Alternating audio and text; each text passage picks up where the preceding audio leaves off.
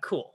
So, my project was basically, I was very interested in working with 3JS a little bit more than I had in async week, and specifically on working on 3JS to like have something that has a 3D model in the browser and can utilize sound and can be affected by sound. So that's why I decided to go the route that I did. Now to share my screen to show you what my app looks like. I am a musician. I like to play music is what I mean. I'm by no means the best. One thing that I've always struggled with is I'm just very bad at music theory. And so I wanted to uh, explore 3JS, explore 3D and sound, and also have a way to practice my scales because I'm very bad at it. So I decided to work on Web MIDI API, which is, or MIDI Access API, which is part of the Web Audio API, and essentially lets you hook up a MIDI keyboard to your computer and get some JavaScript output with it.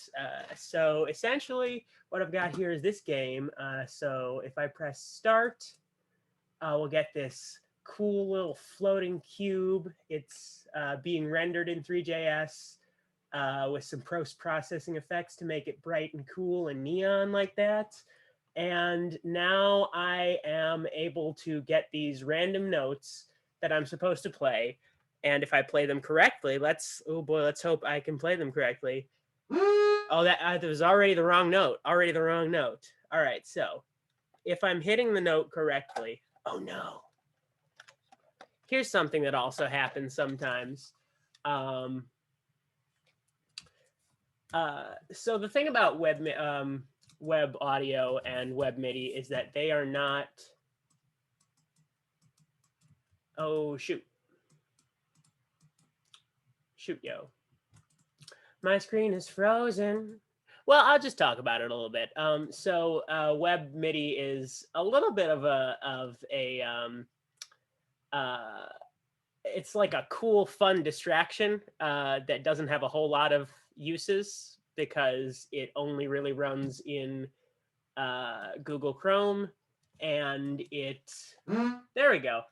It sometimes loses the audio context just randomly. However, if I'm playing the right notes, it should. Oh man, word, what's happening? Oh, whoa, yo. Anyway, guys, I promised this was working 2.5 seconds ago. Anyway, the point is that it's supposed to let me practice my scales. I can go into a different scale and it'll give me different notes to practice. And I should be able to play them. And as long as I'm playing them correctly, this cube is supposed to stay there and it's supposed to scale up and it's supposed to be bright and fun. And if I hit the wrong note, I get a bad sound and it gets very ugly to listen to and reminds me that I'm doing something wrong. Let me just see if I can figure out why this isn't working. So if oh yeah, here's the thing there's a little fun thing about the start button.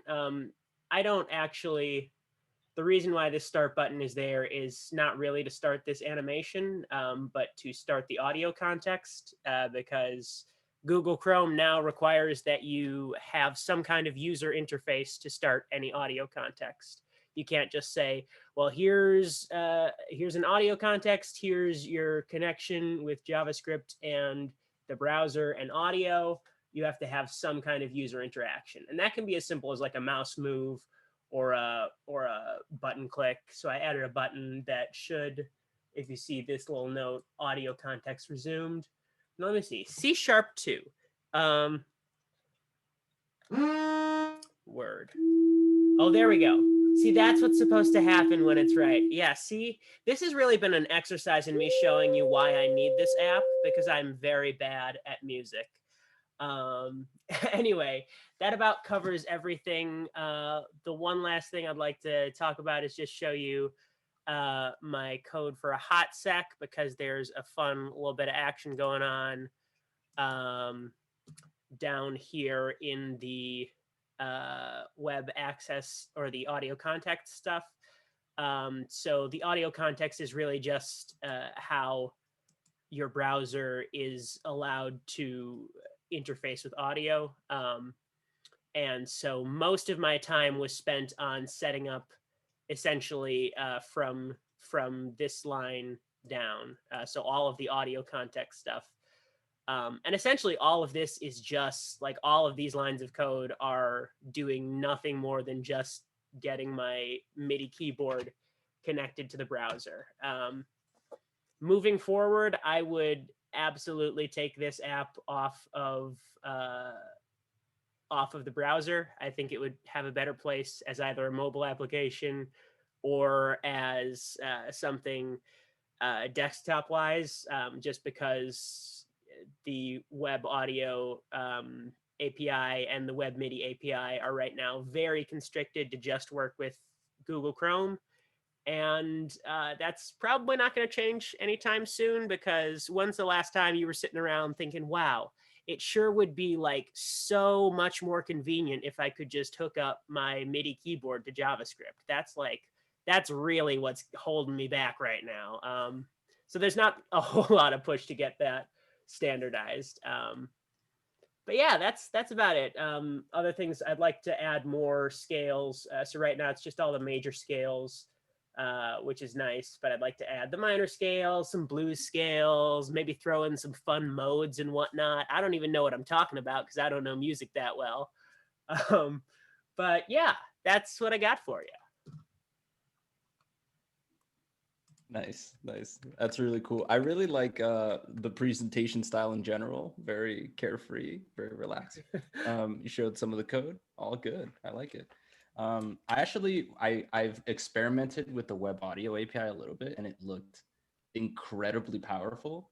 And I was like, this is awesome for one day, but I just never have I've never had a reason to actually use it. Mm-hmm. And to your point, like, it is kind of weird, right? Like doing all that complicated sort of like audio related things, like, and doing it on the front end, right? Like, it's kind of like the use cases I guess are kind of limited in my mind, but still pretty cool overall.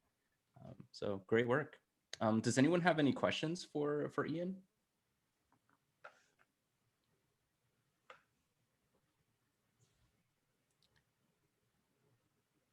Cool. I also, go ahead. How did you get that giant cube to like come closer and light up? Like, can you show the code for that? Yeah, totally. So that's something that I didn't really talk much about. The lighting up was really tough for me to figure out, because there's not a way in 3JS natively to just make the thing with 3JS is, like, if you've worked with it, you know, you have to make a material and you have to make a shape, and then you put them together into a mesh. And the thing with the materials is that they can't do that kind of glowy thing. You know, all they really do is affect how the light in the scene interacts with the material. So what I had to do was I had to go in and bring in this effects composer, which allows you to do some post-processing, which is 3JS has support for post-processing, but not totally natively. It's in their examples folder. So like they make it easy to figure out and use that kind of stuff. However, they don't, it's not part of the actual library itself. So you have to bring in these extra things. So I brought in this effects composer that let me just give it this bloom pass, which was just an effect that made it bright and neon. And one super important thing about this examples folder, one thing that I like, I've been using some of the stuff from the examples folder since async week. And I thought that was just like stuff that was in the 3JS library. But it's not, it's just examples. So if you pull in something you don't like how it works, you can change it. Like I went into this Unreal Bloom Pass, and I cannot explain the dark witchcraft and magic that I had to pull out to make this screen not turn black when I added that bloom pass. But there were rest assured there was some code that got put into my node module down for 3JS. And as far as making it come closer and further away, I thought about moving the camera, but that seemed like more trouble than it was worth. So I just set the actual scale of the box in the animation. So the thing with 3JS is if you want constant animation, you have to make an animation loop and request animation frame. And so I just did that and said if the box needs scaling up, which is if you hit the right note, or if the box needs scaling down, then we either increase the scale or decrease the scale. So cool. That is really, really cool. It seems like you really learned a lot like doing this project. There's a lot of moving parts. Oh yeah, it was definitely a learning experience. A lot more stuff. Oh, one more thing I would change. I did all of these. Music is just math, and like all of the scales are just math, and there are mathematic equations and algorithms that you can put in to like figure out what the notes and keys should be. And I am not that good at math or music, so I just hard coded in all of the different scales, which took probably the most time out of anything in this project. Cool. Awesome work, for real. Great work. One last round of applause for Ian.